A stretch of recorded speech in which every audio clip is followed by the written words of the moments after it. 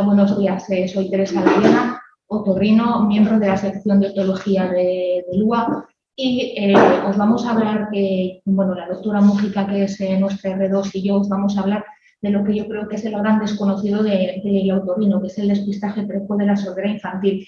Yo creo que pocos han oído hablar de ello. Para nosotros, los otólogos, es algo muy importante diagnosticar los niños a la hora del nacimiento, porque tenemos un concepto de paciente sordo-mudo que no existe como tal. Los pacientes sordos, si les diagnosticamos precozmente y les aportamos las medidas adecuadas para que puedan tener un desarrollo del lenguaje y para que puedan tener un desarrollo social y un aprendizaje normal, van a ser personas totalmente normales, no tienen esa limitación en cuanto a la expresión del lenguaje. Y de ahí parte, hace años, el cribado auditivo neonatal que hoy se hace en todos los hospitales con maternidad. Entonces, a partir de aquí, os vamos a contar un poquito pues los factores de riesgo, las principales malformaciones y sobre todo las pruebas que nosotros hacemos en la consulta, que son arduas y difíciles. Y entonces os dejo directamente ya con la doctora Mújica, que os va a contar un poco la hipoacusia infantil. Bueno, y como ha dicho Teresa, voy a hacer una breve introducción sobre la hipoacusia infantil antes de meternos en el cribado propiamente dicho, porque también es importante saber de qué hablamos y qué englobamos dentro de la hipoacusia infantil. Os vamos a presentar primero un caso clínico, que puede ser un caso que nos viene a la consulta de PSI, de despistaje precoz de la sordera infantil, como cada martes. Os presentamos a una niña de 3 meses de edad que viene a nuestra consulta porque no ha pasado la primera prueba del cribado, que son los potenciales automáticos. Como antecedentes, tenemos un parto normal. La única complicación durante el embarazo fue que la madre contrajo influenza a los 6 meses de gestación. Y como antecedente materno, la madre también tomó un antagonista del receptor de la histamina tipo 1 para las náuseas. Siempre hay que preguntar los antecedentes familiares y en este caso la niña tenía un primo que tenía un síndrome de Usher, que ahora lo veremos. ¿Qué pasa con esta niña? Que siempre hacemos pruebas complementarias. La primera es que al nacimiento, que se hace a los días de vida, la paciente no pasa los potenciales automáticos. Cuando llega a nuestra consulta y le hacemos unos potenciales de tronco, vemos lo que vemos en esta imagen, que es una hipoacusia neurosensorial bilateral severa profunda. Cuando diagnosticamos este tipo de hipoacusia, siempre hacemos unas pruebas genéticas, le mandamos a la consulta de genética. Y en este caso hicieron 2 pruebas, la del síndrome de Usher por el antecedente familiar del primo y la del gen GJB2, que es el gen de las conexinas, que es uno de los genes más frecuentemente alterados. Y los 2 eran negativos. ¿Qué hacemos con esta niña para, como ha dicho Teresa, que pueda desarrollar bien el lenguaje? Pues esta niña fue enviada a Donosti, que es donde se hace actualmente la implantación, y 6 meses más tarde, cuando volvió a nuestras consultas, esta bebé ya tenía implantes cocleares, en su caso fueron bilaterales, y tras 2 años en el seguimiento está progresando muchísimo en su habla y una comprensión auditiva prácticamente normal. Entonces, esto es lo que querríamos conseguir con todos los pacientes en los cuales detectamos una hipoacusia en la consulta. Para ello, ¿qué hay que hacer? Pues lo primero, tener claro qué es una hipoacusia, ¿no? Una sordera, que todo el mundo sabemos, pero bueno, voy a repetir un poco la definición. Y es una deficiencia por pérdida o alteración del sistema auditivo y lo que provoca es una discapacidad para oír, que eso va a condicionar más problemas, como vamos a ver más adelante. La hipoacusia es la alteración sensorial más frecuente en el ser humano y es que todo el mundo conocemos a alguien con audífonos. Pero dentro de la hipoacusia infantil, esta se detecta en 5 de cada 1000 recién nacidos vivos, considerando, según la Organización Mundial de la Salud, todos los grados de hipoacusia, desde la leve hasta la más profunda. El 80% ya está presente en el periodo perinatal y la detección precoz mediante el cribado neonatal permite el acceso rápido al diagnóstico y al tratamiento. Entonces, vamos a clasificar la hipoacusia primeramente en estas 3 clasificaciones.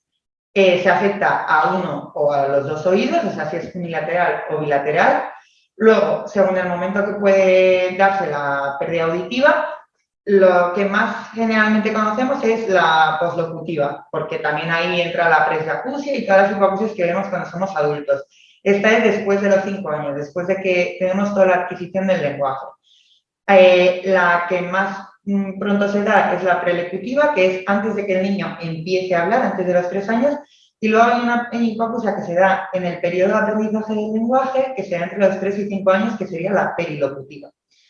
Y luego tenemos, según el grado de pérdida, que es lo que más habitualmente utilizamos, según el American National Standard Institute. Esto me voy a centrar un poquito más ahora porque conlleva cosas importantes en el desarrollo del niño. Y es que en la hipoacusia leve, que va desde los 21 hasta los 40 decibelios, realmente no produce alteraciones significativas en la adquisición y el desarrollo del lenguaje. Lo que vamos a notar es que en ambientes ruidosos el niño no oye. Pero a partir de los 40 decibelios, ahí ya sí que empezamos con la adquisición del lenguaje. Y es que cuando pasamos a severas y profundas, hay graves problemas en la comunicación hablada y en la adquisición del lenguaje, y cuando es profunda, más de 90 decibelios, como el oído es un órgano que interviene en también dónde estamos nosotros en el medio situados, y bueno, en muchas más cosas que no nos damos cuenta muchas veces, pues afecta a las funciones del habla, obviamente, pero también a las funciones de alerta, a la orientación, a la estructuración espaciotemporal y al desarrollo intelectual del niño. Por eso vemos muchas veces niños que nos derivan por retraso en el desarrollo escolar, que nos lo derivan muchas veces los logopedas. Vale, otra clasificación, como veis hay muchas clasificaciones, pero va a ser importante de cara al tratamiento y el seguimiento de ese niño. Voy a hablar primero de la localización. Esto creo que todos tenemos un concepto, por lo menos nos suena a esto, que son las hipoacusias transmisivas o conductivas y las neurosensoriales. ¿Qué pasa? Que tenemos dos tipos de problemas. En el primer caso, el sonido no llega a estimular correctamente las células sensoriales del órgano del corti. ¿Cuál es la hipoacusia transmisiva más simple que conocemos? El tapón de cera. El tapón de cera es una barrera que no nos deja pasar el sonido y estimular esas células sensoriales. Y luego están las hipoacusias neurosensoriales o de percepción, que es que la lesión se localiza en la cóclea o en la vía auditiva retrococlear, es decir, en el nervio, por así decirlo. Y una hipoacusia mixta sería una combinación de las anteriores. Y luego, según la etiología, que aquí es verdad que para el despistaje de la sordera infantil nos importa mucho la clasificación etiológica porque muchas veces es las que tienen los niños que llegan a nuestras consultas. Pueden ser congénitas, adquiridas o idiopáticas. Dentro de las congénitas podemos ver que pueden ser sindrómicas o no sindrómicas, es decir, pueden estar asociadas a malformaciones del oído externo o de otros órganos, o no malformaciones orgánicas en sí, pero problemas médicos que afecten a otros sistemas ajenos del organismo. Y las no sindrómicas es que no están asociadas a esto de lo que acabo de hablar, pero sí que puede estar asociadas a malformaciones del oído medio o interno.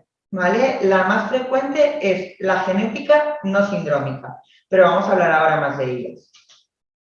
Dentro de las hipoacusias adquiridas tenemos tres principales grupos: las causas infecciosas, las causas endocrino-metabólicas y las causas tóxicas maternas.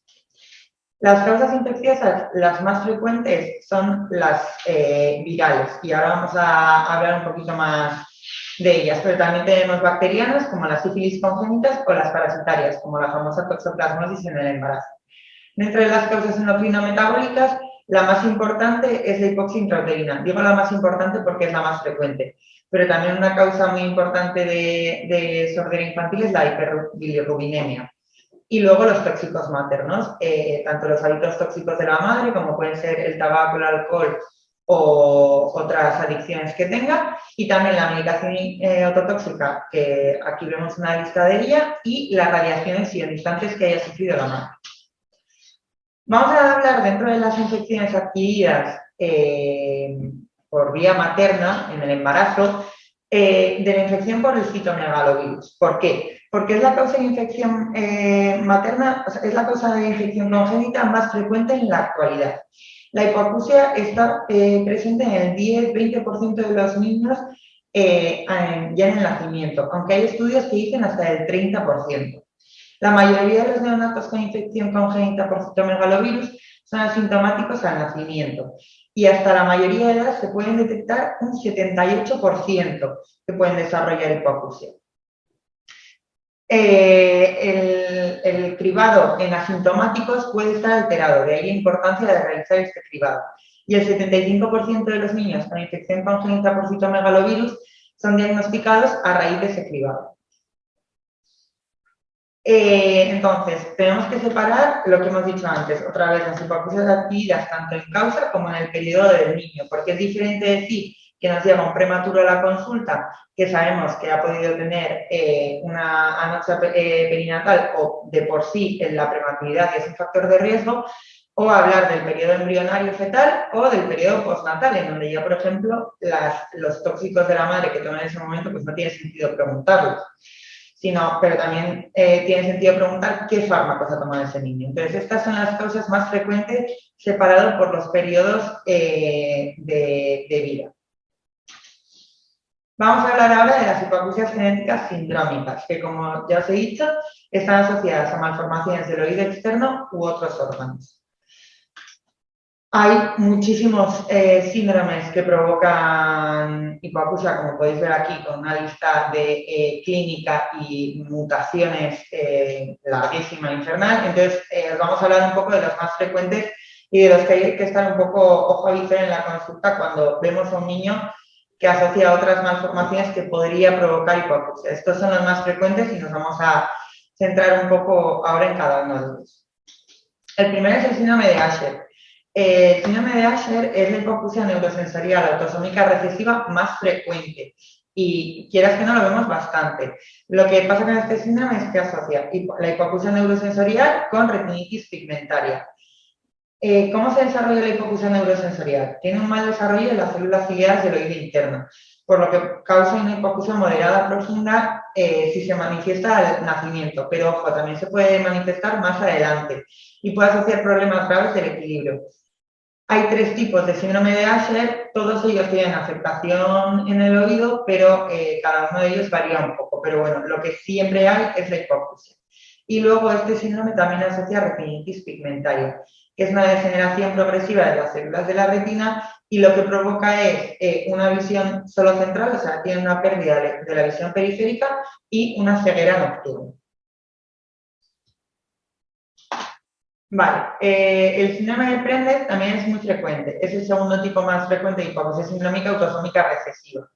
Esto asocia la hipoacusia neurosensorial con un bocio eutiroideo que comienza en la pubertad o en la edad adulta. La hipoacusia lo que tenemos es una malformación del laberinto óseo en el 85% de los casos, con una dilatación del acueducto vestibular de una displasia tipo Mondini, que luego la veremos. Y también pueden asociar, en este caso, disfunción vestibular. El siguiente síndrome es el síndrome de Refsum. Es autosómica recesiva, como veréis, muchísimas son autosómicas recesivas, y en este caso es una enfermedad rara dentro de que sean las más frecuentes sindrómicas.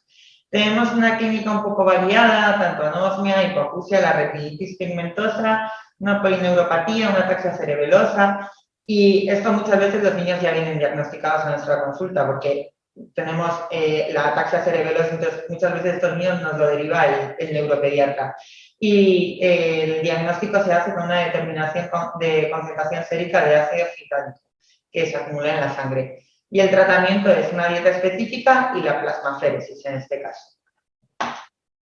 El síndrome de Alport, que habréis oído más hablar, tiene una herencia que dependiendo un poco, porque puede ser tanto ligada al X, que es lo más frecuente, como autosómica recesiva o autosómica dominante. Y la triada es una clínica renal, auditiva y visual. La hipoacusia vuelve a ser, ya se desarrolla a partir de los 10 años, por eso estos niños hay que hacer un seguimiento más adelante, aunque diagnostiquemos un síndrome de Alport con un niño de 3 años, nosotros tenemos que seguirlo más adelante porque es a los 10 años cuando empiezan a desarrollar la hipoacusia. En la afectación renal tenemos la microhematuria que se da en casi todos los casos, la proteinuria, la hipertensión y una insuficiencia renal progresiva. Y como clínico ocular, el espacio neumónico, un lenticono anterior, pero también se dan erosiones corneales y afectaciones de la mácula. Vale, sé que son muchas síndromes, pero es verdad que es importante porque son las más frecuentes y es por muchas veces porque vosotros nos lo deriváis a nosotros a nuestras consultas.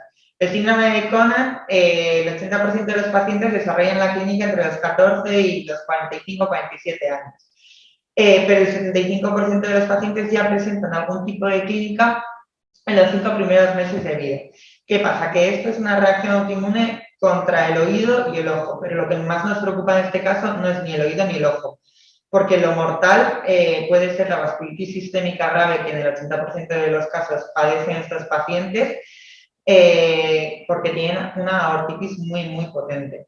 Y luego también tenemos la clínica auditiva vestibular, que se da en casi la mitad de los casos, y la clínica ocular, que se da en un poco más de un tercio de los casos. El síndrome de Van der Burg se diagnostica bastante fácil por el mechón característico que tienen estos pacientes, pero la queremos poner aquí porque es la autosómica dominante más frecuente, la hipoacusia neurosensorial autosómica dominante más frecuente. Y cursa con eso, con una anomalía de la pigmentación de la piel, por eso es tan característico el mechón blanco de estos pacientes, y la heterocromía o los ojos claros que se da en la mayoría de estos pacientes. Y el síndrome de Gerber y Lange-Nielsen también asocia la hipoacusia neurosensorial con un cutelado. Vale, ahora vamos a hablar de las no sindrómicas, de las que no están asociadas a malformaciones del oído externo. Como veis, hay otra lista de síndromes interminables, pero nos vamos a volver a centrar en estos 5 que son las más frecuentes. Y aquí aparece la displasia de Mondini, que es una anomalía que bastante gente no la conoce, pero es muy frecuente y muchas veces se diagnostica en la edad adulta. La anomalía de Mondini está presente en el 30% de las malformaciones del oído interno y puede ser aislada o asociada a otras alteraciones. Es la ausencia de espiral basal de la cóclea, con una ausencia del tabique interescalar y una dilatación quística del vestíbulo. ¿Qué pasa? Que hay una detención en la 7ª semana de desarrollo embrionario de todo el oído interno. Entonces, lo que conlleva es a una hipoacusia neurosensorial variable. De hecho, mucha gente viene a nuestra consulta, tiene un Mondini, bueno, mucha. Hay gente que viene a la consulta, tiene un Mondini y tiene una hipoacusia neurosensorial que no le limita para la vida. Hay audición en frecuencias bajas y medias, pero poco útil si es una hipoacusia neurosensorial profunda. ¿Cuándo tenemos que sospechar de un Mondini? En niños, cuando tengamos una hipoacusia neurosensorial bilateral profunda. Y en adultos, cuando veamos una hipoacusia neurosensorial unilateral, por eso no les limita la vida, porque con el otro oído se defienden, pero muchas veces se diagnostican porque son adultos que tienen meningitis recurrentes. Y luego, dentro de los síndromes palomalformativos, el diagnóstico se realiza por TAC y el tratamiento, pues tenemos varias opciones. Si hay audición residual o si conserva un oído, podemos probar con los audífonos. Pero si no hay ganancia con estos audífonos, lo que hay que hacer es un implante coclear. Vale, la aplasia de Michel es una agenesia del laberinto óseo membranoso. Lo que pasa es que hay una detención del desarrollo en la 4ª semana de la vida intrauterina y tiene una herencia autosómica dominante. Puede asociar malformaciones del peñasco como una ausencia del nervio estatoacústico o un peñasco rudimentario. Y en este caso lo que tenemos es una cofosis. El diagnóstico, como vemos aquí, es por TAC también y el tratamiento directamente serían unas prótesis auditivas, unos audífonos. La anomalía de Scheibe es la malformación más frecuente de la cóclea y está relacionada muy frecuentemente tanto con la rubeola como con el citomegalovirus. Lo que pasa es que hay una ausencia del laberinto membranoso con el laberinto óseo normal y esto conlleva una hipoacusia neurosensorial.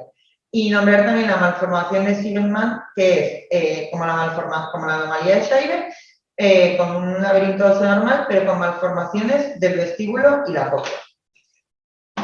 La aplasia de Alexander es una aplasia parcial de la espiral basal de la cóclea, con un laberinto normal, o sea, con un desarrollo normal del laberinto óseo. Como veis, aquí hay que leérselo cada vez que vemos uno porque la sutileza del diagnóstico dentro de la patología es bastante muy grande. Entonces, lo que hay es una aplasia parcial de la espiral de la cóclea y lo que provoca esa aplasia es una hipoacusia neurosensorial gradual y lentamente progresiva de las frecuencias más altas. Se detiene a niveles variables de la vida adulta y el diagnóstico vuelve a ser por imagen y el tratamiento vuelven a ser las prótesis auditivas. Vale. Con todos estos síndromes, también tenemos que tener en cuenta que, aparte de las hipoacusias sindrómicas o no sindrómicas, tenemos factores de riesgo para desarrollar hipoacusia, que son los que más tenemos que mirar a la hora de enviar un niño a las consultas de despistaje precoz. En el periodo neonatal, la Joint Committee on Infant Hearing, en la última revisión del año 2000, incluyó toda esta lista de factores de riesgo. Como veis, volvemos a tener los antecedentes familiares, las infecciones de la madre, malformaciones craneofaciales que nos sugieren una hipoacusia sindrómica, pero no nos fijamos muchísimo en la prematuridad, en el peso nacimiento, si han tenido sufrimiento en el parto, una hipoxia o una isquemia perinatal, y si, por ejemplo, han tenido ventilación mecánica. ¿Qué pasa? Que muchas veces hay niñas que vienen con todo el pack. O sea, si tú eres un prematuro de 36 semanas, de menos de 36 semanas, muchas veces los prematuros de 30 semanas han tenido ventilación mecánica y han tenido oxígeno, que también es un factor de riesgo. O sea, muchas veces estas niñas suman factores de riesgo para desarrollar hipoacusia durante la infancia. Y el último factor de riesgo es el retraso en el lenguaje que os decía antes, que es una consulta frecuente en nuestras consultas de otorrino porque lo derivan muchas veces desde los colegios o desde los logopedas. Vale, vamos a separar los factores de riesgo por la vida del niño, ¿vale? De los 0 a 28 días, un factor de riesgo para tener una hipoacusia in situ, o sea, digamos, en el momento o pocos días más tarde, del niño es una estancia en UCI mayor de 48 horas, porque son tratados con muchos ototóxicos, bueno, muchos, son tratados con ototóxicos, están sometidos a ventilación mecánica, son niños que ya vienen con algún problema. Luego, o signos que nos incluyan síndromes como los que os he presentado, que incluyan hipoacusia, que algún familiar tenga hipoacusia, por ejemplo, la madre o el padre, incluso también los abuelos o los tíos, y las infecciones intrauterinas, los famosos TORCH y el VIH son los mayores factores de riesgo dentro de los factores infecciosos. Y luego tenemos otro tipo de hipoacusia, que es la progresivo tardía, que tampoco nos podemos olvidar de ello, pues, ¿no? Por eso hacemos un seguimiento de años de este niño, porque pueden desarrollarlo pues, las perilocutivas que hablábamos antes.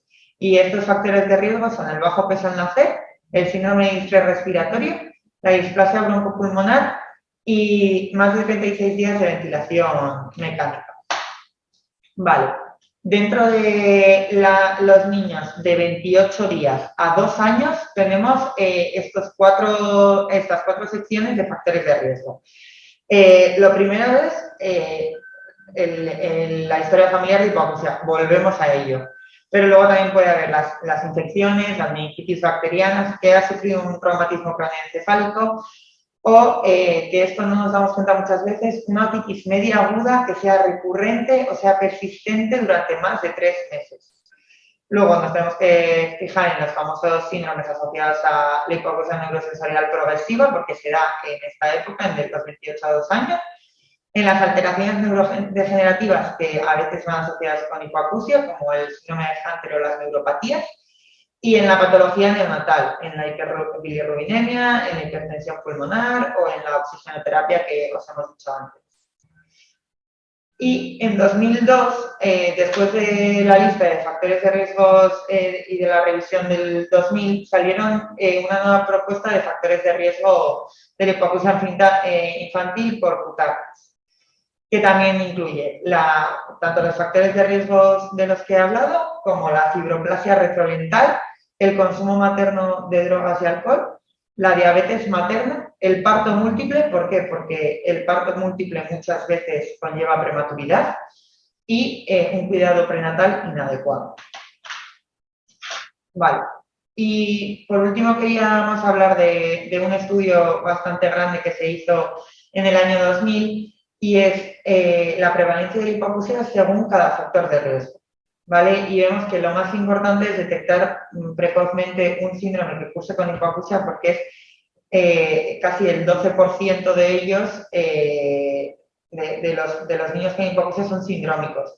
Entonces, por eso hemos hablado de todos estos síntomas, para estar un poco avisor cuando lleguen a la consulta. Pero también preguntar por los antecedentes familiares, porque el 6,6% de ellos asocian una hipoacusia infantil, o por los ototóxicos, porque, por ejemplo, el tratamiento con aminoglucósidos también es un factor importante para desarrollar hipoacusia.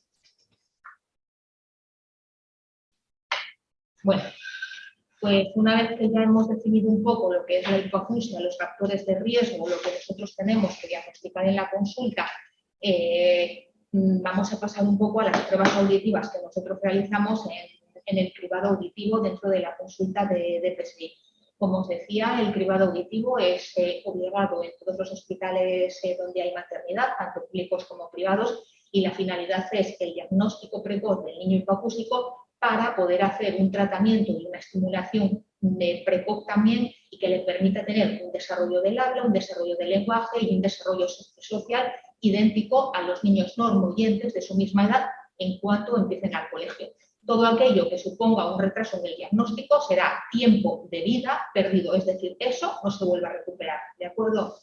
Pues en cuanto a las pruebas auditivas, dentro de las técnicas de cribado auditivo neonatal hay varias fases. En la primera fase, que es la fase de detección, utilizamos dos métodos, las otomisiones acústicas y los potenciales evocados auditivos de tronco cerebral automatizados. En la segunda fase y en la tercera, que serían las fases de confirmación diagnóstica, seguimiento y tratamiento, esto ya se realiza en la consulta de otorrino. Concretamente tenemos una consulta que es la de PSI, despistaje precoz de la sordera infantil, donde vemos todos estos casos.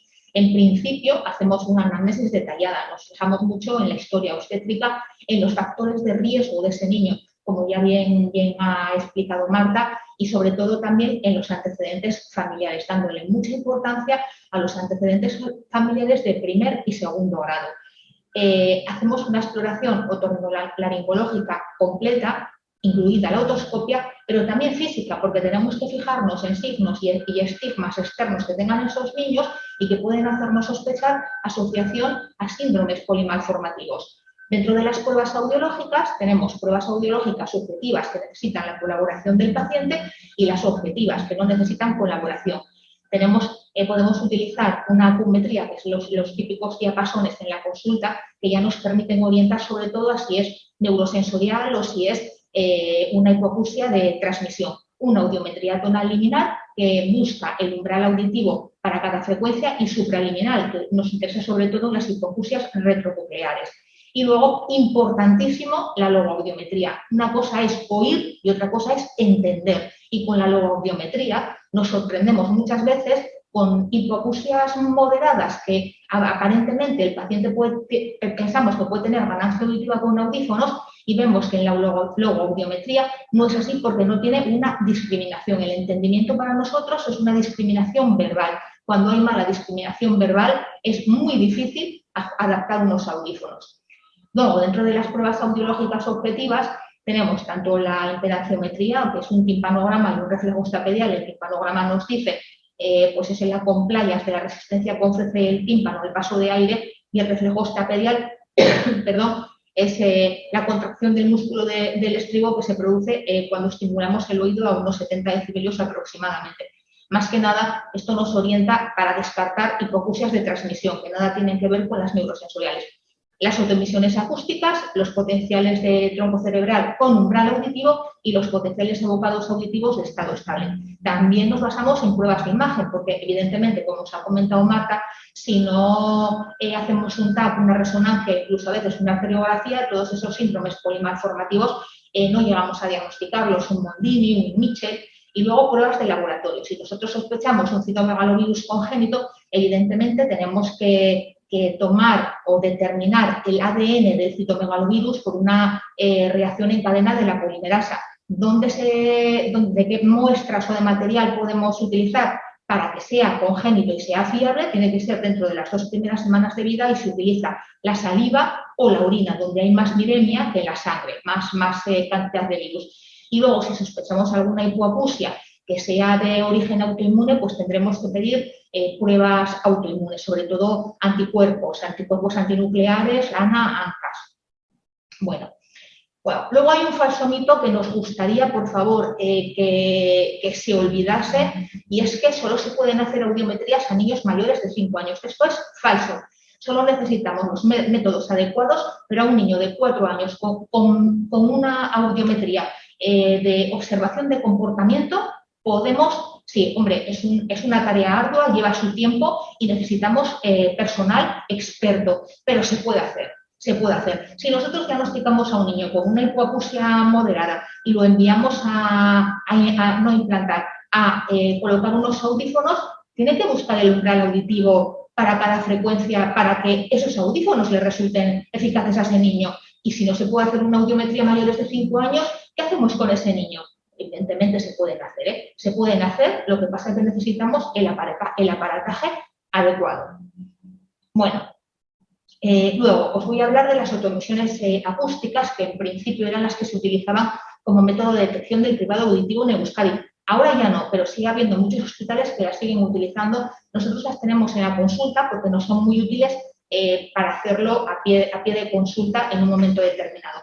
Hay que tener en cuenta que las otomisiones acústicas van a captar la respuesta de las células ciliadas externas del órgano de Corti. Si hacéis un poco de memoria anatómica, en el órgano de Corti hay células ciliadas externas que son de sostén y células ciliadas internas que son lateralmente neurosensoriales.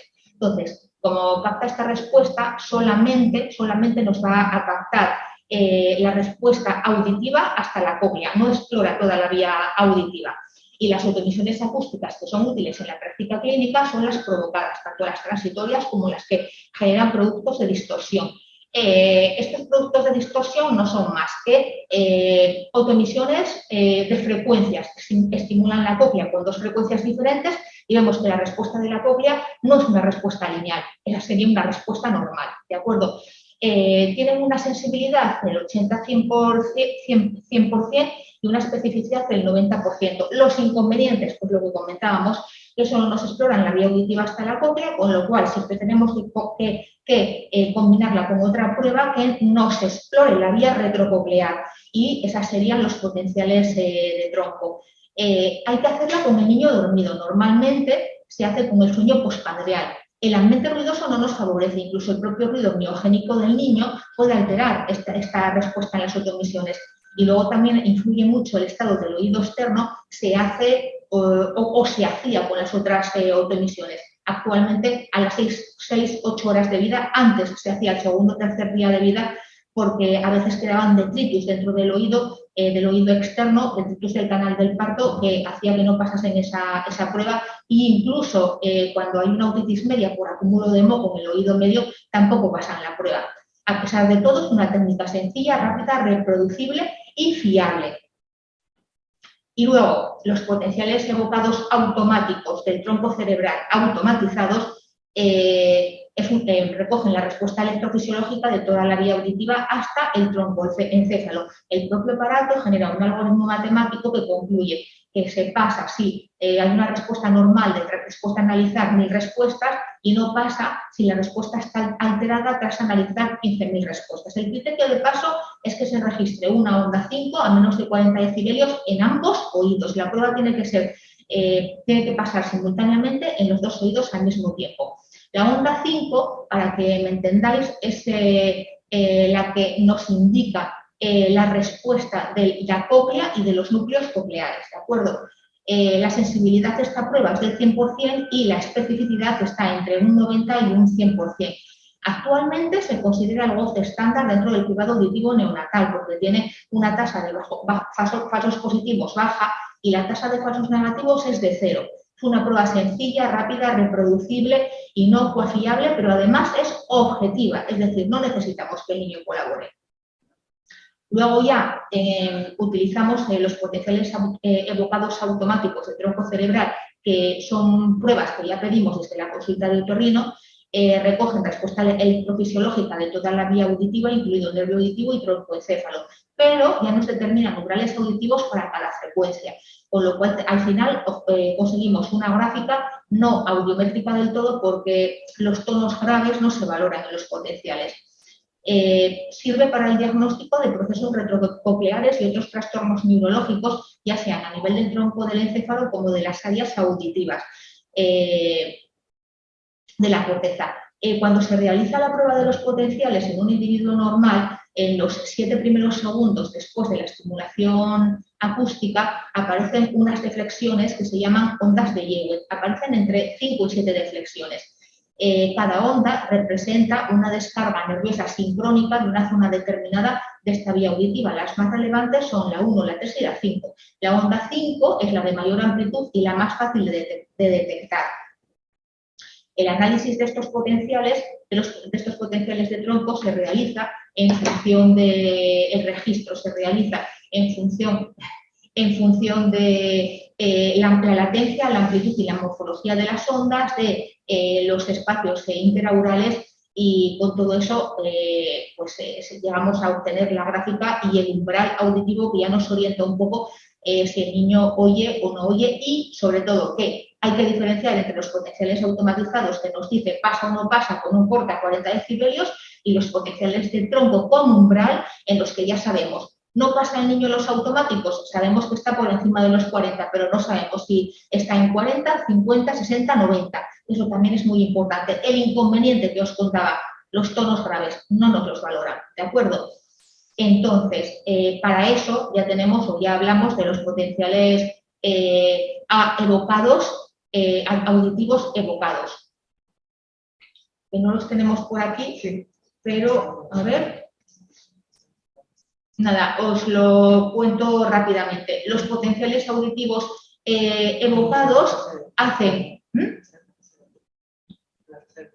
sí, bueno, os lo cuento para ir adelantando. Los potenciales auditivos evocados de estado estable son potenciales que nos miden el umbral auditivo para cada frecuencia. Es como si hiciésemos una audiometría, pero de potenciales. ¿Cuál es el inconveniente? Que nosotros en la consulta de otorrino nos comprometemos, si tuviésemos ese aparato, a realizarlo con sueño natural antes del 3er mes de vida del niño. Pasado este tiempo, que siempre se pasa este tiempo porque no tenemos el aparato en la consulta, tenemos que derivar a neurofisiología con unos potenciales de tronco y luego si tenemos dudas pedir de nuevo unos de estado estable, el niño ya pasa de estos 3 meses de vida y entonces habría que hacerlos con sedación o con anestesia general. Y por el criterio del servicio de anestesia, la recomendación es anestesia general, con lo que supone pues, de riesgo para el niño y evidentemente pues, de peso psicológico para los padres. Luego, dentro del cribado auditivo tenemos unos objetivos. Están determinados ya, el cribado auditivo es universal, está registrado y protocolizado desde 1999-2003 aproximadamente.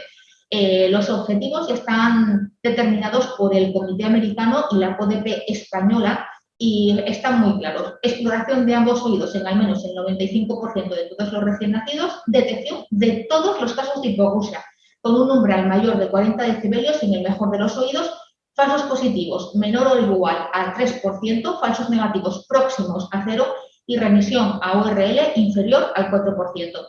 Luego, las recomendaciones del Comité Americano, que las establecieron en el 2007, y la CODP, la Asociación Española, el Comité para el Despistaje de la Sordera Infantil en España, las aceptó en el 2010, es realizar el cribado auditivo, es decir, la fase de detección antes del 1er mes de vida, la fase de confirmación diagnóstica antes del 3er mes de vida y iniciar las pautas de tratamiento adecuadas antes del 6º mes de vida. Es un protocolo 1-3-6. Bueno, una gráfica donde podéis ver cómo se hace el cribado auditivo. Al nacimiento se hace un cribado auditivo neonatal en una primera fase de detección antes del 1er mes de vida, antes de que el niño salga del hospital. El diagnóstico, confirmación diagnóstica ya se hace en la consulta de otorrino antes del 3er mes de vida y la intervención tanto para el tratamiento se realiza antes del 6º mes de vida. El objetivo es que ese niño desarrolle el habla y el lenguaje, las habilidades sociales de manera similar a sus iguales normoyentes en el momento de entrar en el colegio. Como os decía, este programa de detección tiene un plan 1-3-6. 1er mes, 3er mes, 6º mes. y el cribado auditivo o la detección precoz no solamente se limita a la primera fase de detección precoz, sino que abarca también la fase de diagnóstico de confirmación y de intervención, es decir, de tratamiento y de seguimiento, que ya la llevamos a cabo en la consulta de otorrino. Bueno, durante la fase de detección se realiza antes de la alta hospitalaria, se puede hacer tanto con emisiones acústicas, autoemisiones acústicas, como con potenciales evocados automáticos de tronco cerebral automatizados. La exploración se realiza en ambos oídos en al menos el 95% de todos los recién nacidos. Se detectan todos los casos tipo agusa con umbral mayor a 40 decibelios en el mejor oído y si no hay respuesta, se deriva a otorrino. Hay algunos hospitales que ya se solicitan los potenciales de tronco y citomegalovirus en saliva para la derivación a otorrino. En nuestro caso no, solamente se solicita citomegalovirus en saliva y luego ya en la consulta ya nosotros nos encargamos de solicitar esos potenciales. Las siguientes fases de diagnóstico y de tratamiento y seguimiento ya las hacemos en la consulta de otorrino. En la fase de diagnóstico no solamente se trata de hacer un diagnóstico audiológico de esa hipoacusia, es decir, tenemos que estudiar esa hipoacusia tanto cualitativa como cuantitativamente. No es lo mismo tener una hipoacusia de transmisión que siempre es solucionable médica o quirúrgicamente que una hipoacusia neurosensorial en la que ya pues, tendríamos que utilizar audífonos, implantes nucleares, dependiendo de la profundidad de la hipoacusia. Y un diagnóstico etiológico, que es muy importante, como bien os ha explicado antes Marta, tenemos un montón de síndromes polimalformativos y malformaciones congénitas que nos obligan a pedir estudios genéticos, enviar el niño al cardiólogo, enviarlo al oftalmólogo, hacer una ecografía renal, incluso resonancia.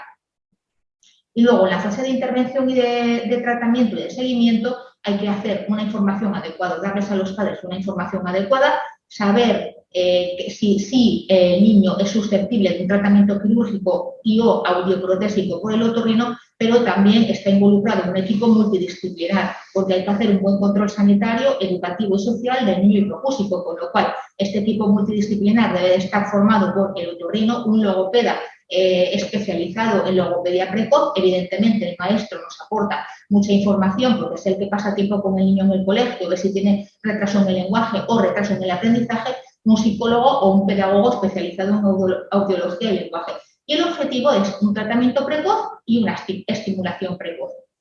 Luego, evidentemente, todos los protocolos están sometidos a examen. A nosotros nos someten a examen constantemente para garantizar el cumplimiento del cribado y que se cometan el mínimo número de errores posibles.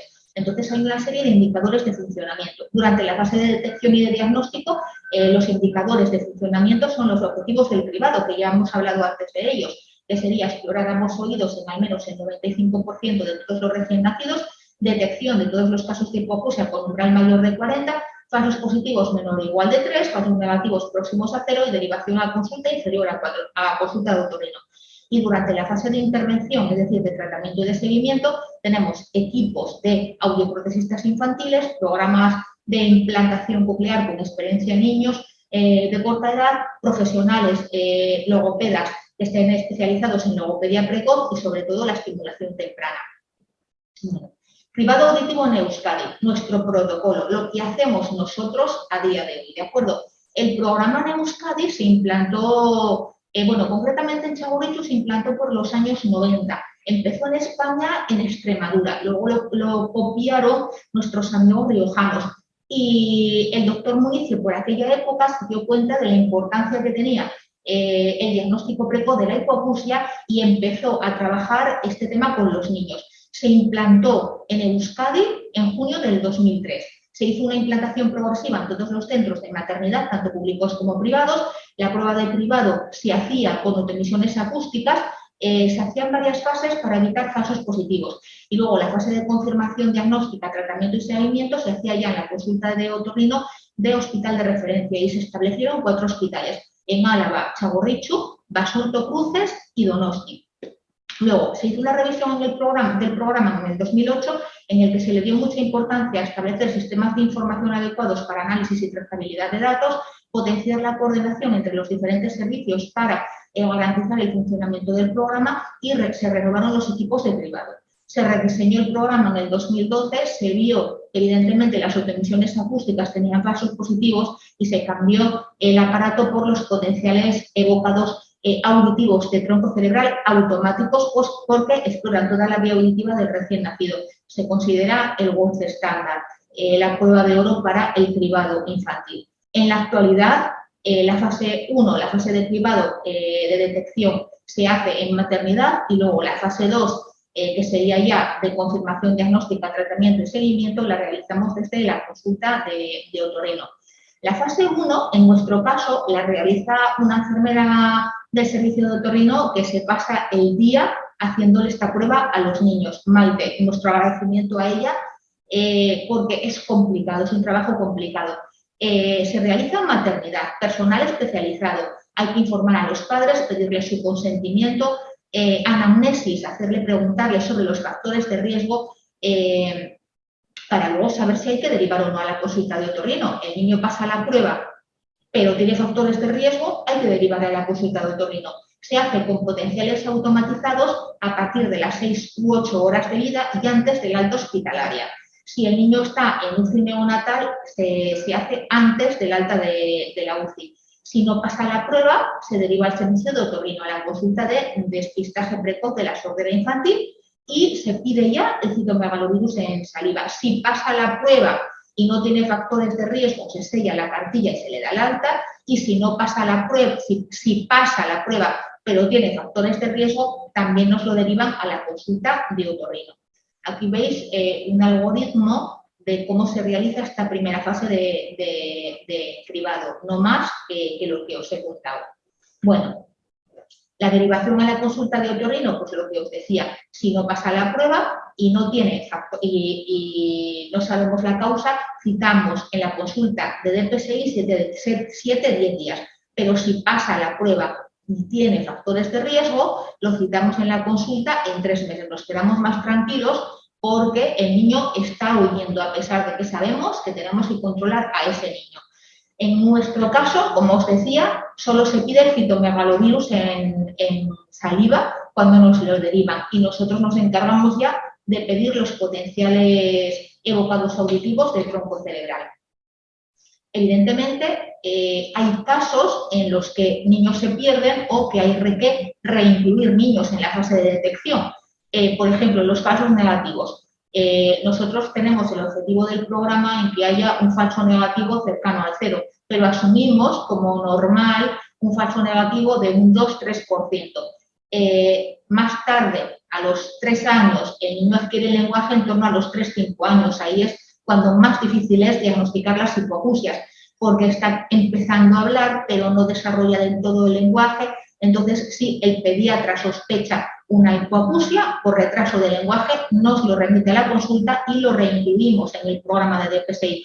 Igual que las neuropatías auditivas, que para nosotros es un tema súper importante. ¿Por qué? Porque si se hace el cribado con autoemisiones acústicas, van a dar normales y, sin embargo, el niño no oye, con lo cual esa no audición, esa hipoacusia del niño se va a manifestar más tarde en un retraso del lenguaje y en un retraso del aprendizaje. Por eso es importante completar el estudio de autoemisiones con potenciales de tronco, porque ahí, como exploramos toda la vía auditiva, la neuropatía es un proceso retrococlear, desde la cóclea hasta las áreas auditivas de la corteza cerebral. Esos potenciales nos van a dar alterados y realmente el niño no oye. Si el niño está tratado con ototóxicos, como os decía Marta antes, se pasa mucho tiempo en cuidados intensivos y tienen que darle por alguna razón fármacos ototóxicos. Evidentemente hay que hacerles potenciales automáticos antes de iniciar el tratamiento y tras la finalización del tratamiento. Si tiene un traumatismo craneoencefálico, en nuestro caso nos lo deriva a la consulta a la DPSI para repetirle potenciales. Si tiene una meningitis, hay que repetir los potenciales. O si hay un reingreso en UCI, antes del mes de vida. En nuestro caso lo mismo. Ya no hacemos potenciales automatizados, pero nos lo envían a la consulta para repetir los potenciales de tronco cerebral. En la segunda fase, que es la fase de confirmación diagnóstica, tratamiento y seguimiento, ya la hacemos en la consulta de otorrino. En la consulta hacemos una análisis completa, con lo que ya os he dicho, una historia obstétrica completa, factores de riesgo y antecedentes familiares, una exploración física completa, viendo estigmas o signos externos que nos puedan orientar a si el niño tiene algún síndrome polimalformativo, incluyendo también exploración otorrino con orofaringoscopia. Es muy importante saber si tiene una fisura palatina, si tiene una hipertrofia amigdalar. Todo eso nos orienta más a una hipoacusia de transmisión que a una neurosensorial, por lo tanto, solucionable. Y una otoscopia, si el niño tiene una otitis serosa, evidentemente esto también genera una hipoacusia de transmisión, por lo tanto, solucionable. Le hacemos también una impedanciometría con su reflejo pedial, unas autoemisiones acústicas, en nuestro caso solicitamos los potenciales evocados automáticos de tronco cerebral y vemos el resultado del citomegalovirus. Audiometrías conductuales, importantísimas. Se basan en respuestas reflejas de los niños a diferentes sonidos. Nos gustaría tener en la consulta un audiómetro para hacer este tipo de audiometrías conductuales. Nos ahorraría mucho tiempo y muchas derivaciones a neurofisiología. No solamente aportaría el tiempo diagnóstico, sino que lo haríamos rápidamente en la consulta. Lleva su tiempo, necesitamos personal experimentado, pero aprovechando que tenemos audioprotesistas expertas, sería importantísimo disponer de ciertos métodos de diagnóstico o de audiometrías infantiles que acelerarían el proceso. Si la hipoacusia es severa o profunda, tendríamos que revisar ese oído bajo anestesia general y aprovechar y hacerle unos potenciales evocados auditivos de estado estable, que es lo que decíamos antes, que nos exploran busca el umbral auditivo para cada frecuencia, dándonos una gráfica similar a la de una audiometría. Si el niño es hipoacúsico, si la hipoacusia es severa o profunda, pues sin causa conocida tenemos que buscar un poquito la etiología. Se hace un estudio genético, una exploración oftalmológica, una exploración cardiológica. ¿Por qué? Porque todos los síndromes polimalformativos o los más frecuentemente asociados a hipoacusia cursan con signos o síntomas oftalmológicos y cardiológicos. Si se trata de una neuropatía auditiva, se pediría un estudio genético porque nos interesa ver patologías relacionadas con el gen de la ortoferrina. Lo mismo de antes, si el niño es normoyente y no tiene factores de riesgo, sellamos la cartilla sanitaria y se le da el alta.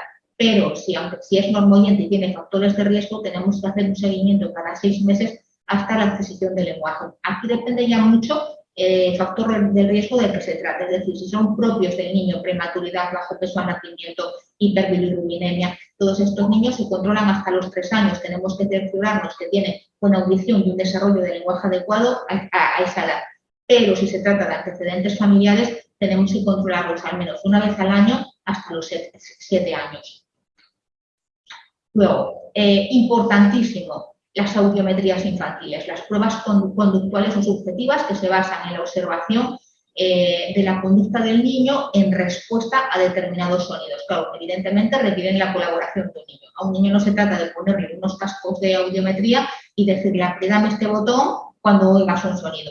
Para eso hay en el mercado dispositivos de audiometría por observación del comportamiento que están diseñados para niños de menos de 6 años, con un aparatito muy sencillo, vamos emitiendo sonidos en diferentes zonas y vamos viendo los reflejos del niño, es decir, si nos mira, si no nos mira, exploramos a 40, 50, 60, vamos buscando un umbral auditivo. Para niños entre 6 meses y 2 años y medio tenemos audiometría de refuerzo visual, el típico trenecito que de repente hace pum pum y se enciende una luz, de tal manera que el niño tiene que relacionar el sonido con la luz. En un momento determinado que ya no aparece la luz, el niño escucha el sonido, pero mira hacia la luz. Entre los 2 y 5 años, audiometría lúdica, que es decir, son 4 juguetitos con sonidos y el niño va jugando con ellos y vamos viendo el umbral auditivo de ese niño. Es decir, se puede conocer lo que oye un niño con menos de 5 años. A partir de 5 años sí, se puede hacer una audiometría convencional. A veces colaboran al principio poco, pero se van acostumbrando y van haciendo esas audiometrías tonales que hacen los adultos perfectamente. Pero para ello necesitamos, ya os digo, las pruebas adecuadas, si no sería un retraso porque cada vez que nosotros tenemos una sospecha en el control evolutivo de los niños, ese niño puede haber empeorado su audición, necesitamos volver a hacer unos potenciales de tronco y en muchas ocasiones unos potenciales evocados de unos potenciales evocados de estado estable, lo que supone ya esa anestesia general. Por eso le pedimos al olenchero a ver si nos trae de regalo estas pruebas conductuales y si es antes de Navidad, mucho mejor. Como os he dicho, estas pruebas conductuales se basan en la respuesta del niño a diferentes sonidos. Y aquí pues, os he puesto una tabla de los sonidos o de las reacciones que tiene que tener el niño a lo largo de su periodo evolutivo. Hasta los primeros 4 meses de vida se alerta con los ruidos intensos, se tranquiliza con la voz de su madre y cesa su actividad si dentro de su ámbito se presenta una voz conversacional.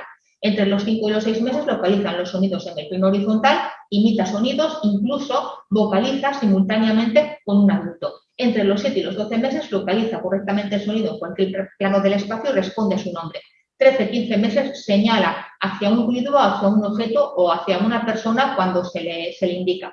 A los 16-18 meses obedece órdenes sencillas y a los 19-24 meses señala partes de su cuerpo cuando se las nombra. Luego, tengo a Marta aquí que me corrige y que está al loro y atenta de todo. Os vamos a dar unos pequeños detalles sobre la neuropatía auditiva, que es el gran problema que tenemos con los niños, porque cursa con una hipoacusia neurosensorial discreta, es decir, a priori tenemos hipoacusias leves o moderadas, que con una adaptación de audífonos deberían de ir fenomenal o tener una ganancia auditiva fenomenal, pero tienen una grave alteración de la discriminación verbal. Es decir, le hacemos una logoaudiometría, una audiometría verbal, y vemos que ese niño no entiende palabras. Es lo que os decía antes. Una cosa es oír y otra cosa es entender. Si debuta en edad prelocutiva, es decir, antes de la adquisición del lenguaje, ese niño no va a desarrollar el lenguaje bien, va a estar muy afectado, incluso ausente. Y se estima que esta neuropatía auditiva afecta entre el 1,5 y el 2,5% de los niños hipoacúsicos con trastornos del lenguaje, aunque hay otras series que hablan que puede llegar a ser hasta de un 10%. Hay 3 tipos de neuropatía auditiva. La neuropatía auditiva asociada a factores de riesgo de hipoacusia, que supone el 50%, pues factores de riesgo que os ha comentado antes Marta: prematuridad, bajo peso, sanguinotransfusión, hiperbilirubinemia, anosmia perinatal. Neuropatía auditiva asociada a polineuropatías variadas, que es el tipo 2, y la neuropatía auditiva tipo 1 o idiopática de causa desconocida, que es la más difícil de diagnosticar. ¿Qué hacemos? Pues en la neuropatía auditiva todas las exploraciones que hagamos, tanto exploración general, física general, como otorrino, laringológica, incluyendo la otoscopia, son normales y solo vamos a ver una alteración en las pruebas audiológicas. Según la edad y las características del paciente, las pruebas audiológicas van a ser diferentes. En los adultos y en los niños que nos colaboren, es decir, que tengan más de 3-5 años, podemos hacerle una audiometría tonal liminal en la que vamos a ver una hipoacusia moderada. La logoaudiometría, que es tan importante en la exploración, no podemos hacer una audiometría tonal, no nos sirve de nada si no hacemos una verbal. Que es una audiometría con palabras, pero vuelvo a repetir, una cosa es oír y otra entender, con lo cual siempre logoaudiometría. Y ahí vemos que hay una grave alteración de la discriminación vocal, es decir, el niño no entiende a pesar de tener esa hipoacusia moderada, con lo cual tiene un trastorno del lenguaje importantísimo. El timpanograma es normal, el reflejo estapedial está ausente, las otomisiones son normales. Y los potenciales, evidentemente, la neuropatía es un proceso retrococlear, es un problema desde la cóclea, que está entre la cóclea y la corteza cerebral, las áreas auditivas. Y entonces los potenciales estarían muy alterados o ausentes. En casos de niños en edad prelocutiva, evidentemente no podemos hacer una audiometría tonal y tenemos que sustituir por audiometrías conductuales u otros métodos de audiometría infantil. Importante, por favor, aparataje para realizar estas pruebas en la consulta. Y se vería lo mismo, una hipoacusia neurosensorial moderada.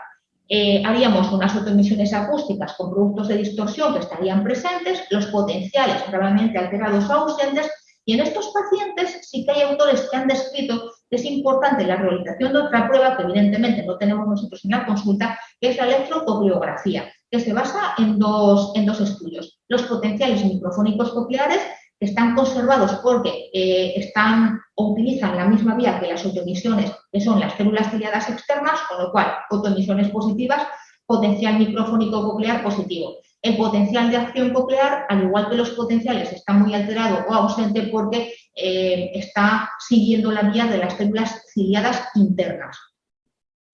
Luego, este sistema de electrocoreografía nos ayuda a diagnosticar la neuropatía auditiva de otros procesos y otras causas de hipoacusia, como son las lesiones a nivel del tronco cerebral, incluso las lesiones de las áreas auditivas. Una lesión del tronco cerebral tendríamos un potencial de acción normal y unos microfónicos normales, mientras que en la neuropatía auditiva el microfónico sería normal, pero el potencial de acción estaría ausente o estaría muy alterado. Y las lesiones de las áreas auditivas de la corteza cerebral pues supondrían una agnosia o una afasia oral auditiva y los potenciales de tronco también son normales. Cuando la lesión está a nivel central no hay nada que hacer. Cuando la lesión está en el tronco se habla de implantes de tronco que son similares, bueno, por así decirlo, a los implantes cocleares, pero no tienen los mismos resultados. Un niño con un implante coclear va a tener una audición perfecta y puede tener una reeducación del lenguaje que le permita tener una vida absolutamente normal, con un desarrollo cognitivo, un aprendizaje, habilidades sociales idénticas a un niño normoyente. Aquí los implantes de tronco solamente van a poder emitir ruidos guturales. Y luego, el tratamiento de estas neuropatías, evidentemente, se hace un estudio genético y un consejo genético en la familia. El tratamiento de estas hipoacusias es muy, muy importante porque si no se realiza el desarrollo del lenguaje quedaría limitado a una lengua de signos, el niño sería signante para siempre. Hay autores que han descrito que el tratamiento con corticoide mejora significativamente la discriminación de palabras en ciertos casos de neuropatías auditivas, con lo cual eso también apunta a un posible origen autoinmune de esta patología. Y luego, evidentemente, las prótesis auditivas. Las prótesis auditivas no es el tratamiento de elección en la neuropatía auditiva, pero sí se pueden utilizar cuando hay potenciales de tronco con cierta estructuración. Si tiene ganancia auditiva con las prótesis, perfecto. Si no, el tratamiento de elección son los implantes cocleares. El resultado del implante coclear, tanto en audición como reeducación del lenguaje, es el mismo que para otros niños implantados por otras causas de hipoacusia. Y luego, dentro de nuestro programa de cribado auditivo, tratamos de forma diferente si se trata de una hipoacusia unilateral o si se trata de una hipoacusia bilateral leve, moderada, severa o grave. Y aquí os lo vamos a señalar un poquito. Si se trata de una hipoacusia unilateral, como bien ha dicho Marta anteriormente, en un adulto tiene una vida prácticamente normal. Sí, tiene limitación de la audición vía oral y una mala discriminación del sonido en ambiente ruidoso, pero nada más. En el niño funciona un poquito diferente, porque un niño con un solo oído va a tener a veces un retraso en el lenguaje y un retraso en el aprendizaje. Entonces, hacemos un informe de otorrino, explicamos a los padres las limitaciones y les tranquilizamos, porque evidentemente el otro oído está sano. Tenemos que hacer controles periódicos en la consulta. Nos importa vigilar sobre todo el oído sano. Se hacen cada 6 meses hasta los 7 años y luego cada año hasta los 10. Los estudios dicen que no se pone tratamiento de inicio, sino valorar un poco la adaptación protésica en función del lenguaje y el aprendizaje. Yo, con mi experiencia en la DPSI, tengo mis dudas. Depende, sobre todo, para mí, depende de la profundidad, de la intensidad de la hipoacusia de ese oído afectado. Con una hipoacusia leve, yo esperaría, vería un poquito la evolución del lenguaje a los 3-5 años y sobre todo el aprendizaje. Pero con una hipoacusia más importante, el niño no tiene por qué estar haciendo un sobreesfuerzo para aprender a hablar, para tener un desarrollo del lenguaje, para tener un aprendizaje adecuado en el colegio, sobre todo a la hora de los idiomas. Y yo soy partidaria de un audífono unilateral o de un sistema cross. El sistema cross, sí, lleva 2 aparatos, es un sistema de receptor-transmisor, indicado más en caso de ojo total de un oído. Pero si no, a mí me parece que la adaptación protésica va muy bien en estos casos. Luego, los niños con factores de riesgo y potenciales normales, evidentemente hay que garantizarles, explicarles a los padres que es un proceso normal y garantizarles un seguimiento en la consulta. Se hace un informe breve para que el pediatra pueda también saber lo que le ocurre al niño y se hacen controles cada 6 meses con autoemisiones, audiometría o potenciales de tronco hasta los 3 años. Y si ya tiene antecedentes familiares, entonces, como os decía antes, se hace controles anuales hasta los 7 años. ¿Por qué? Porque a esta edad el niño ya tiene conciencia auditiva. Si tiene esos antecedentes familiares, no podemos garantizarle que a los 14, 18, 20 años el niño tenga una pérdida auditiva. Pero sí es verdad que al tener ya conciencia auditiva, el niño ya sabe lo que tiene que oír y que eso que oye es lo normal. Y a partir de ahí, si él pierde audición, ya sabe comentarlo, ya sabe decirle, ama, aita, estoy oyendo un poquito peor. Y automáticamente, como los padres conocen todo esto, como se lo hemos explicado previamente en la consulta, ya nos los vuelven a traer a la consulta. Las hipoacusias leves bilaterales, es decir, hasta 40, 50 decibelios, hay que diferenciar claramente si son hipoacusias de transmisión que son susceptibles de tratamiento quirúrgico, es decir, los de la típica meningotomía, limpieza de moco y colocación de drenajes. Si es una hipoacusia neurosensorial. En este caso, se hace un informe para el pediatra y se le explica la situación a los padres.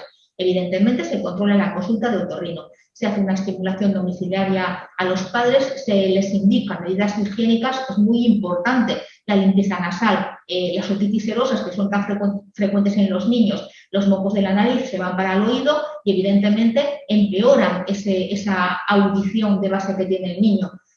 Por eso tenemos que estar en constante seguimiento.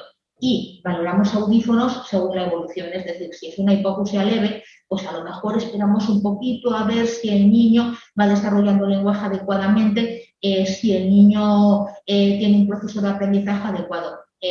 Por eso insistimos, el equipo multidisciplinar, a mí no me sirve de nada las pruebas que yo hago en la consulta si los padres no me cuentan cómo el niño se desarrolla en su vida cotidiana, si en la icastola me cuentan que el niño no interactúa con el resto de los niños, sino que es un niño más aislado, si no tiene un aprendizaje adecuado. Entonces, si el logopeda me dice que ese niño no va teniendo un desarrollo adecuado de lenguaje para su edad, entonces hay una coordinación entre todos estos gremios. En las hipoacusias moderadas bilaterales, hasta 70 decibelios, pues lo mismo. Si es una hipoacusia de transmisión, la solucionamos. Si es neurosensorial, informamos al pediatra y a los padres.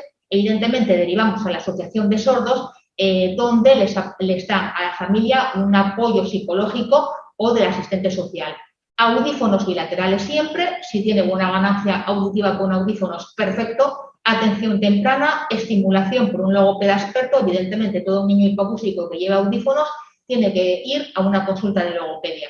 Controles en la consulta de otorrino y luego controles por el equipo multidisciplinar, es decir, nosotros nos reunimos varias veces al año. La pandemia nos ha interrumpido un poco estas reuniones, pero no solamente estoy yo, también está el logopeda, el audioprotesista, el asistente social, el psicólogo y entre todos vamos valorando el caso particular de cada niño. En las hipoacusias severas bilaterales hasta 90 decibelios, lo mismo, informamos al pediatra y a los padres, derivamos a la asociación de sordos donde tienen ese apoyo psicológico, audífonos bilaterales ya desde ya, estimulación por logopeda, consulta en otorrino, control por equipo multidisciplinar y, además, lo que decíamos antes, valoración por el oftalmólogo, valoración por el cardiólogo y un estudio genético porque ya queremos saber la causa de esa hipoacusia. Y yo diría más, yo pido prueba de imagen porque yo quiero descartar una malformación, un síndrome de Mondini o un síndrome polimalformativo. Hipoacusias profundas bilaterales mayores de 90 decibelios, lo mismo, informa el pediatra y explicación a los padres, derivamos a la asociación de sordos. En principio se colocan audífonos bilaterales, se estimula con el logopeda, se hacen controles en la consulta, controlamos el equipo multidisciplinar, valoración oftalmológica, cardiológica, estudio genético, vuelvo a lo mismo, yo pido prueba de imagen, me parece importantísimo tener un TAC o una resonancia de este oído interno para saber si hay una malformación que me esté justificando esta pérdida de audición. Y valorar implantes cocleares. El implante coclear no se indica de entrada. Si tiene una buena ganancia auditiva con audífonos, esperamos. El implante coclear está indicado para pérdidas auditivas mayores de 90 decibelios bilaterales, en las que ya no nos sirvan los audífonos, es decir, que no tenga ganancia auditiva con audífonos. una gráfica de todos los que participamos en este equipo multidisciplinar de la hipoacusia infantil. El niño sordo no solamente necesita estar controlado por el otorrino, sino que es muy importante a nivel educativo que estén pendientes en la ikastola. Es importante el audioprotesista, lo que nos dice, pues ha perdido en esta frecuencia o no logro adaptarle bien estos audífonos en tal otra. Es muy importante cómo se desenvuelve en su entorno familiar y evidentemente los servicios sociales. Y estamos todos en constante comunicación. Y luego, para terminar, futuro del cribado auditivo según la CODEPE, la Comisión para la Detección de la Hipoacusia Infantil en España. Facilitar el acceso rápido de estos niños a la consulta de otorrino ante problemas agudos, enseñarles a los padres guías para que ellos vean cómo tiene que ser la evolución adecuada del lenguaje, como el test de Tanaka o similares, y luego, sobre todo, potenciar muchísimo el papel del pediatra de atención primaria. Es el que realmente hace de enlace entre el niño hipoacúsico y el otorrino. Entonces, a mí me parece importantísimo, de hecho, la CODEPE cada vez apoya más que los pediatras de atención primaria, evidentemente ellos ya están pendientes de todo y nos envían los niños ante la más mínima sospecha de retraso de lenguaje o de hipoacusia, pero me parece importantísimo potenciar su papel y destacarlo también, porque hay criterios que ellos siguen para evaluar el correcto desarrollo del lenguaje y las habilidades comunicativas del niño, igual que el correcto desarrollo auditivo. Y en el último consenso de la CODEPE, 3 cosas que quiero señalar. El cribado auditivo, cosa que nos hemos dicho, depende del cribado neonatal general. Es decir, se hace el cribado auditivo, se hace el despistaje de las metabolopatías con la prueba del talón y todo eso en los primeros días de vida. Pero también se está hablando de un cribado vestibular. ¿Por qué? Porque Marta ya os ha comentado anteriormente que no solamente hay pérdidas de audición, sino que una malformación o una alteración del oído interno conlleva muchas veces alteraciones vestibulares. Una cosa es que se altere la cóclea, que se altere el nervio auditivo, la vía auditiva, y otra cosa es que haya una alteración del sistema vestibular. ¿Esto qué produce? Trastornos en la marcha, trastornos en la coordinación. ¿Y cómo se corrige? Con estimulación precoz, la estimulación temprana, la rehabilitación. Y por eso la CODEPE sugiere que se haga también un cribado vestibular. Se hace con potenciales miogénicos. El mismo aparato de potenciales puede hacer estos potenciales miogénicos vestibulares y dice además que aquellos centros que dispongan de este aparato vayan haciendo este cribado vestibular. Y en un futuro también pretenden establecer un cribado genético. Es decir, el niño nace, se hace cribado auditivo, cribado vestibular y en un futuro también se pretende cribado genético para descartar ya o diagnosticar aquellas hipoacusias de manifestación tardía en función de los antecedentes familiares que tenga el niño.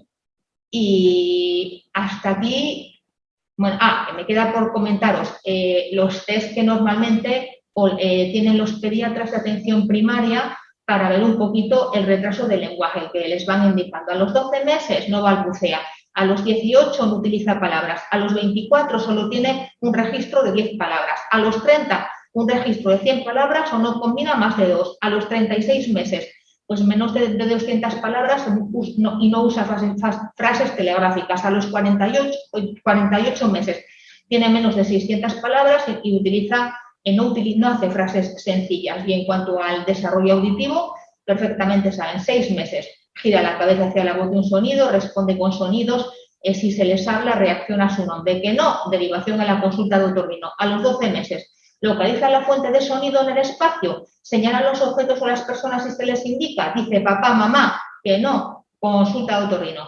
A los 18, señala partes del cuerpo si se le pregunta, presta atención a las canciones infantiles, hace frases de 2 palabras, que no, lo mismo, consulta de otorrino.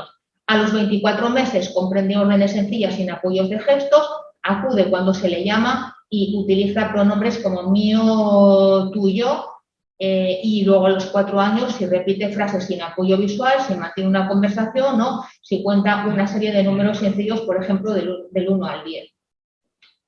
Y hasta aquí todo el cribado auditivo. Espero que no haya sido un rollazo Ya sé que las pruebas son complejas, pero simplemente queríamos explicarlos la importancia que tiene el diagnóstico precoz de los niños sordos, porque si los diagnosticamos precozmente, esos niños, y evidentemente les aportamos las medidas adecuadas que ellos necesitan, pueden tener un desarrollo del lenguaje y un aprendizaje y un desarrollo social totalmente normal. No tienen por qué estar limitados. Pensad, hace 30 años, esto no sería posible. Cualquiera de nosotros, médico, un internista, un neumólogo o un cardiólogo, que tenga una pérdida auditiva desde el nacimiento, no podría llegar a auscultar bien. Hoy en día, con todos estos métodos, el niño podemos garantizarle que va a tener un desarrollo auditivo normal, o sea, una audición normal, con un desarrollo de lenguaje, un aprendizaje y una vida social rigurosamente normal. Y eso para nosotros, evidentemente, cuando tenemos que comunicar a los padres que tienen un hijo con un síndrome malformativo, una malformación congénita, es bastante duro, pero por otra parte resulta muy gratificante ver cómo los niños van, con lo poco que nosotros hacemos, nuestro granito de arena, van desarrollando el lenguaje de forma adecuada y cuando se implantan ves el desarrollo del niño y eso evidentemente es una gratificación personal importante. Y para terminar, quiero por favor darle nuestro agradecimiento a Maite, nuestra enfermera que está haciendo los potenciales automáticos a pie de cuna un día, otro y otro, al servicio de pediatría que colabora con nosotros en todo lo que les pedimos, tanto en las exploraciones otoneurológicas, neuropediátricas, como en las cardiológicas, y sé que están muy implicados, y doña Martínez, que es la encargada del cribado neonatal, a las enfermeras y a las audiometristas de la consulta de otorrino, a las que le pedimos. Claro, el servicio de otorrino está evolucionando mucho en la sección de otología, entonces cada vez le pedimos pruebas más complicadas, lo sabemos, y a todas ellas nuestro mayor agradecimiento. Y, por supuesto, no me quiero olvidar, los compañeros de neurofisiología clínica, que le pedimos potenciales y cuando se los pido para antes de ayer. Que me perdonen, pero es tan importante un diagnóstico precoz, así que para todos ellos, mi agradecimiento.